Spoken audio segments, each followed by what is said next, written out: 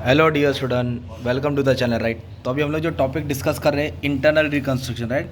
सम भी स्टार्ट कर दूंगा एक्सप्रेशन एंट्री के साथ। ओके चलो 16-17 मिनट जाएगा, उसके पहले ही अच्छे से तुम्हारे भेजे में डाल देता राइट। तो इंटरनल रिकंस्ट्रक्शन बेसिकली है क्या राइट। तो इसमें क्या होता है मालूम है क्या। इंटरनल रिकंस्ट्रक्शन में क्या कंपनी स्कीम लेके आती है, सेक्शन 66 ये रूल है कंपनी का। तो इसमें ना कंपनी लिक्विडेट नहीं होती, कंगाल नहीं होती है शिवाजी दा बॉस के जैसे। इसमें क्या होती है, कंपनी अपना कैपिटल रिड्यूस करती है। अभी समझाता हूँ। मान लो आपको किसी को कर्जा देना है 1 लाख।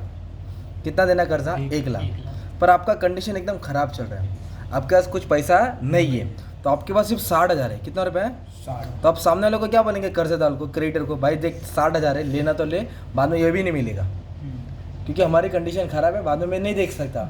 तो तेरे को मतलब सेटलमेंट कर रहे हैं, मांडवली कर रहे हैं। तो 1 लाख देना है, पर हमने उससे क्या रिक्वेस्ट किया, 60,000 है, लेना तो ले, वरना नहीं हो पाएगा। तो सामने वाला 60,000 ले लेगा, तो इस तरह अपना 40,000 फ़ायदा हो गया ना, कैपिटल कम हो गया।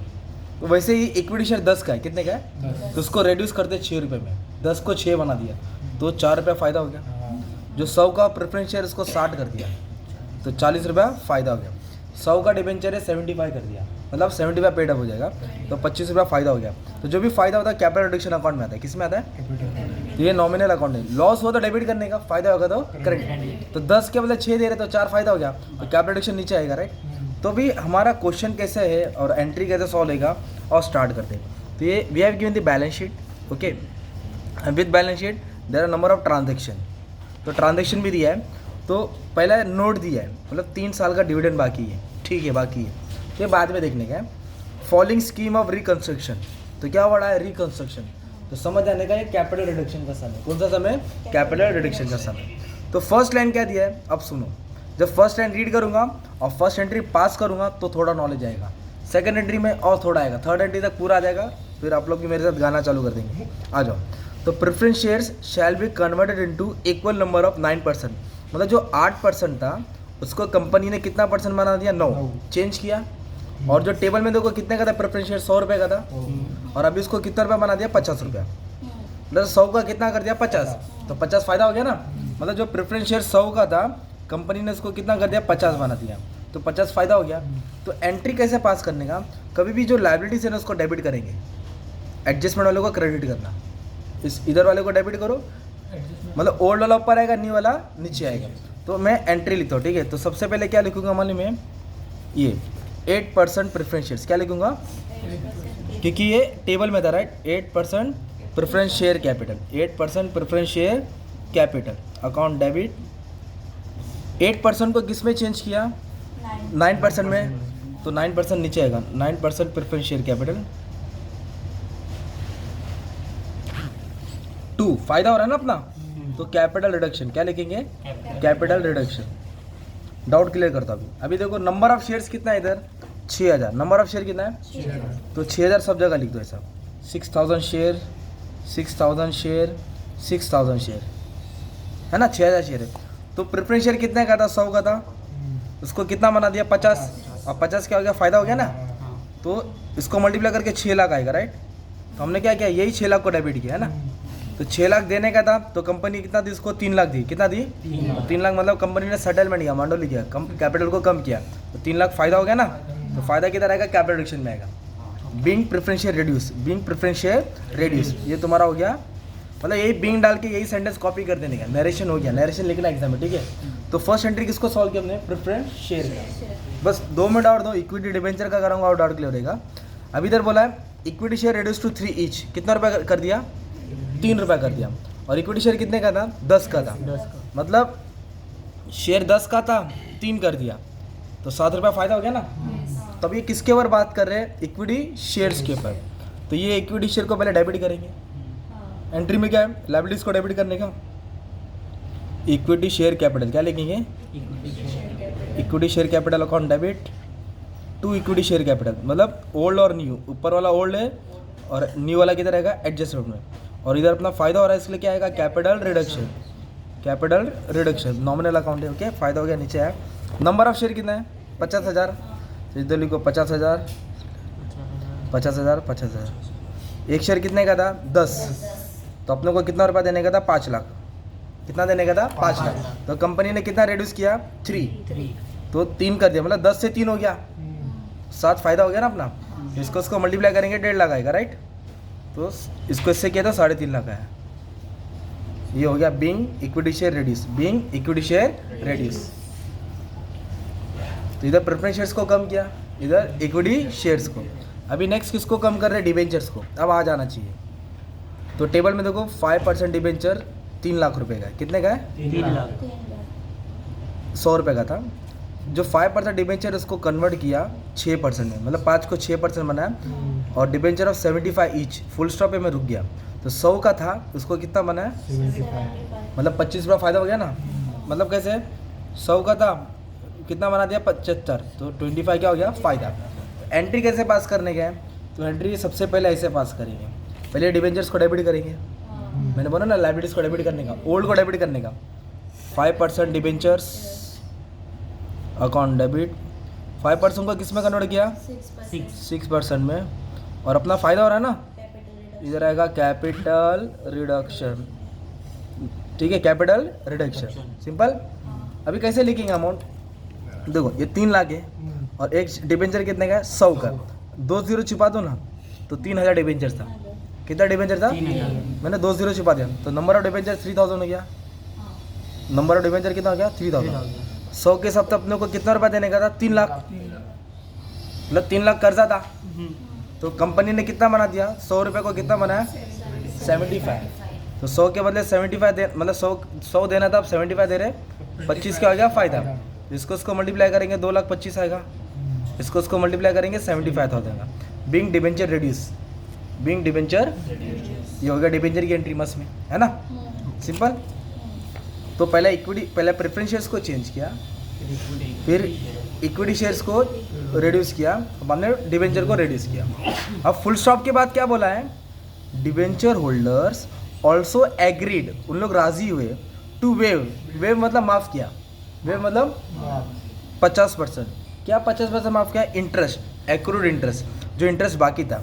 तो इंटरेस्ट देखो कितना बाकी था टेबल में, डिबेंचर इंटरेस्ट ड्यू 50,000, मतलब 50,000 इंटरेस्ट देने का था ना। तो उन्होंने दया दिया, ठीक है भाई आधा माफ़, आधा मांडोली कर दिया उन्होंने, माफ़ नहीं दे। तो 50,000 का आधा कितना हो गया, 25,000।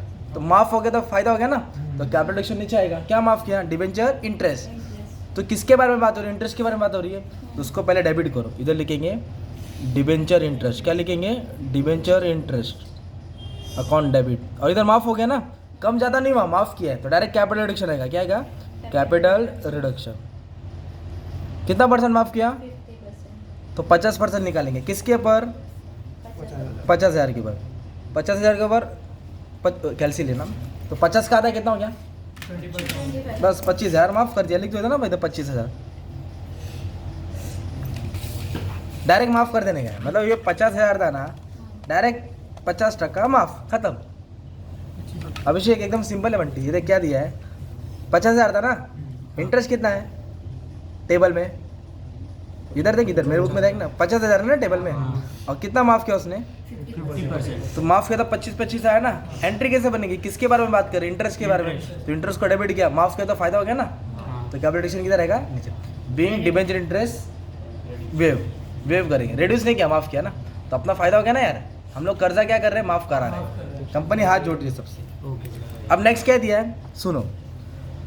अब 4th वाली एंट्री मेन है, तो मैं थोड़ा रुक के करा दो, पहले बेसिक करा दो, फिर 4th पे आता हूँ, याद दिलाना मेरे को, ठीक है।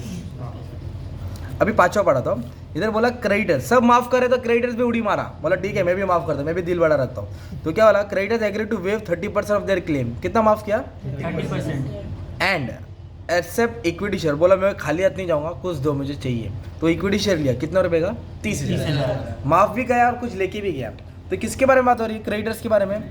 तो पहले लिखेंगे क्रेडिटर्स, क्या लिखेंगे, creditors account debit, creditors account debit. तो उसने क्या किया, माफ़ किया ना, तो कैपिटल रिडक्शन आएगा। और वो खाली हाथ नहीं गया, कंपनी ने इसको क्या दिया, इक्विटी शेयर। तो कंपनी दे रही है, इसके लिए इक्विटी शेयर नीचे आएगा ना यार, आया नहीं, कंपनी ने दिया है। तो क्रेडिटर्स का सेटलमेंट हुआ, कैसे हुआ, 30% उसने क्या किया, माफ़ किया। तो 30% निकालना पड़ेगा आपको, किस पे निकालेंगे, क्रेडिटर्स पे।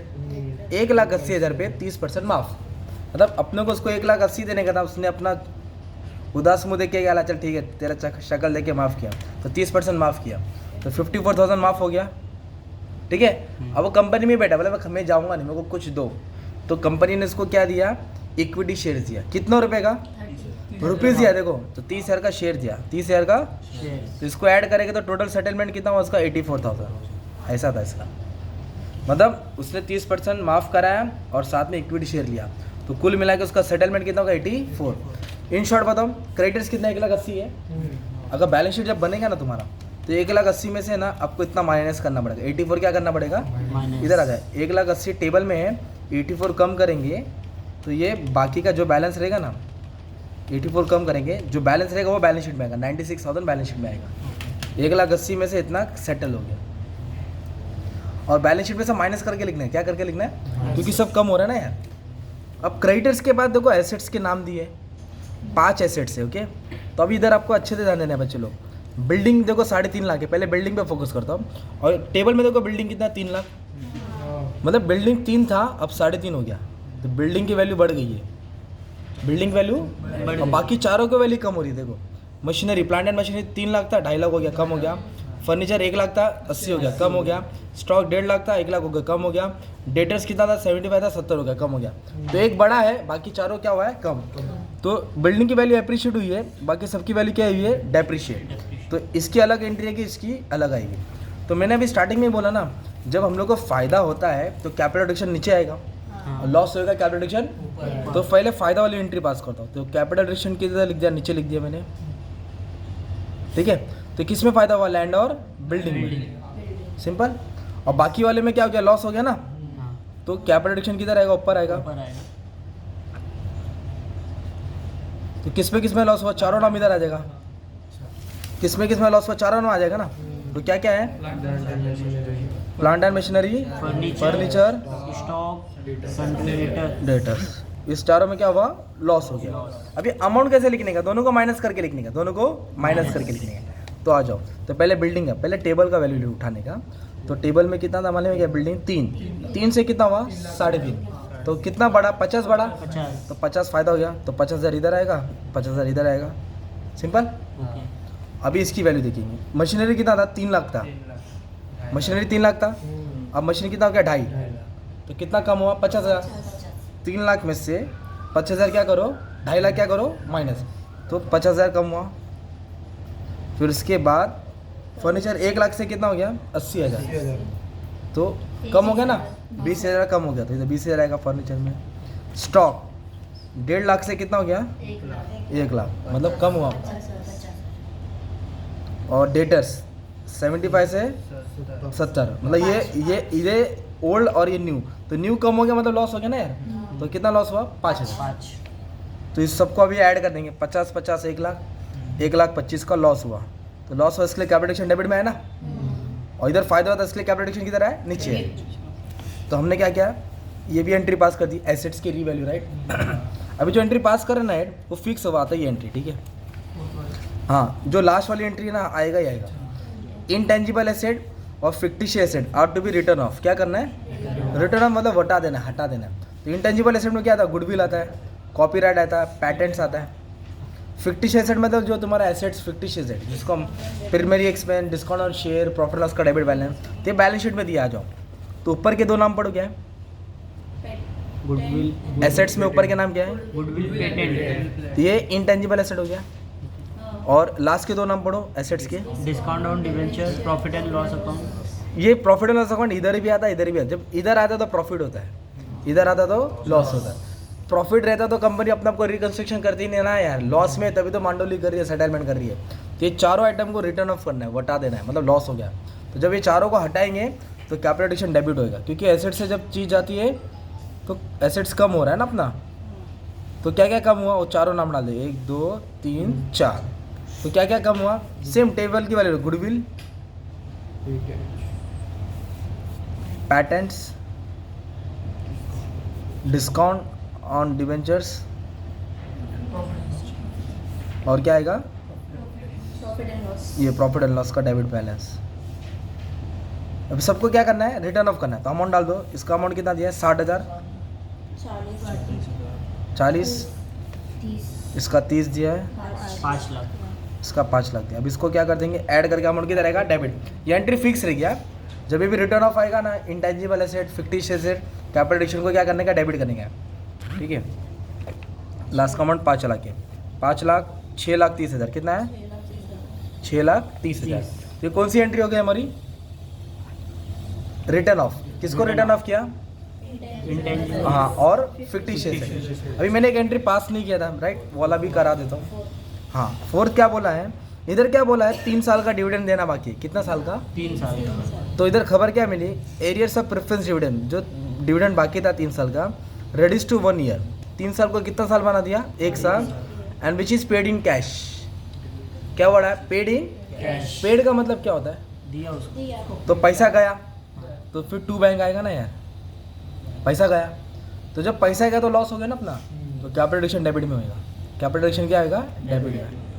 जब भी पेड आएगा ना, तो ये एंट्री आएगी, पैसा टू बैंक, कैपिटल एडिशन ऊपर। अगर रिसीव दिया रहेगा तो एंट्री रिवर्स कर देंगे, बैंक ऊपर रहेगा और कैपिटल एडिशन नीचे आएगा। अच्छा, इधर क्या दिया, डिविडेंड दिया। क्या दिया, देखो इसमें कुछ अमाउंट नहीं दिया, तो अभी बच्चे लोग कंफ्यूज है कि तो अमाउंट किस पे निकालने का। तो इधर एक वर्ड दिया ना, प्रेफरेंस, प्रेफरेंस शेयर दिया ना। अब टेबल में जाएंगे, टेबल में प्रेफरेंस शेयर देखो 6 लाख है, 6 लाख का कितना परसेंट, 8%। 8%। तो 1 साल का डिविडेंड दे दिया, तो ये 6 लाख लिखने का, और 6 लाख पे कितना परसेंट निकालेंगे, 8%। 6 लाख पे 8%, तो 6 लाख पे 8% निकालेंगे, तो 1 साल का डिविडेंड 48 हो गया। कितना हो गया, 48।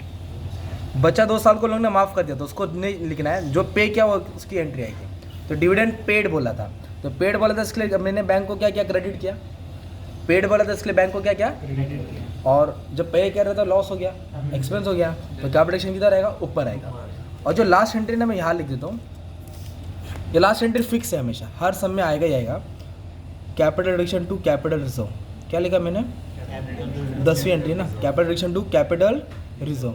ये वाला एंट्री बोला नहीं रहेगा, क्योंकि सेक्शन रूल सेक्शन 66 के हिसाब से जो भी कैपिटल एडिशन का बैलेंस बचता है उसको कैपिटल रिजर्व में ट्रांसफ़र करना पड़ता है, कैपिटल रिजर्व में।